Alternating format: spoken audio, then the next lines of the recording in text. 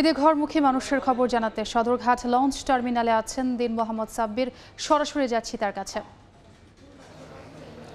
পরিবার পরিজনের সঙ্গে ঈদের আনন্দ ভাগাভাগি করে নিতে ইতিমধ্যেই রাজধানীবাসী নৌপথে ঢাকা ছাড়ছেন।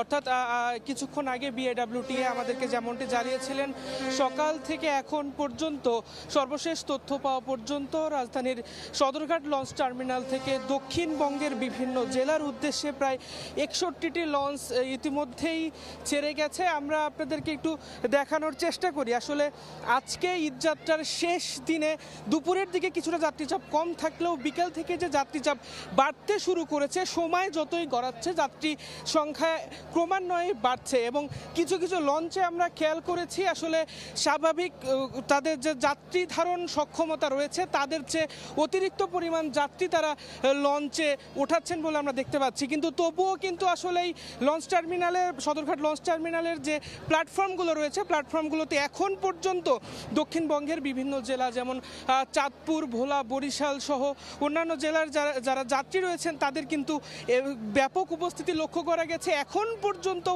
সদরঘাট লঞ্চ টার্মিনালে প্রচুর পরিমাণ যাত্রী আসছেন। আপনাদের যদি আমি একটু জানিয়ে রাখতে চাই, আপনাদের যদি একটু দেখানোর চেষ্টা করি আসলে যে এই লঞ্চ টার্মিনালে এখন পর্যন্ত অনেক যাত্রীরা আসছেন এবং লঞ্চে উঠছেন, অথচ আর কয়েক ঘন্টা পর অর্থাৎ আর কিছুক্ষণ পরেই কিন্তু আসলে আজকের দিন অর্থাৎ ঈদযাত্রার শেষ দিনের একদমই শেষ প্রান্তে আমরা রয়েছি। কিন্তু আর সামান্য কয়েক ঘন্টার বাকি আছে আসলে পবিত্র ঈদুল আজহার যে আনুষ্ঠানিকতা তার।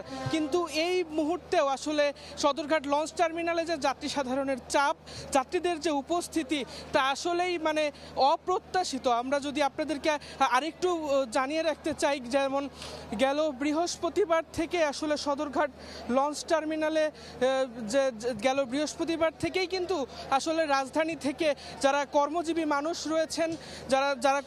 মানুষ রয়েছেন তারা কিন্তু ঢাকা ছাড়তে শুরু করেছেন। কিন্তু ঈদযাত্রার শেষ দিনের শেষ মুহূর্তেও আসলে যাত্রীদের এত পরিমাণ উপস্থিতি আসলে অপ্রত্যাশিত। তো সদরঘাট লঞ্চ টার্মিনাল থেকে ঈদযাত্রার শেষ দিনে এই মুহূর্তে আমার কাছে ছিল সর্বশেষ। সরাসরি যুক্ত ছিলাম সদরঘাট লঞ্চ টার্মিনালে।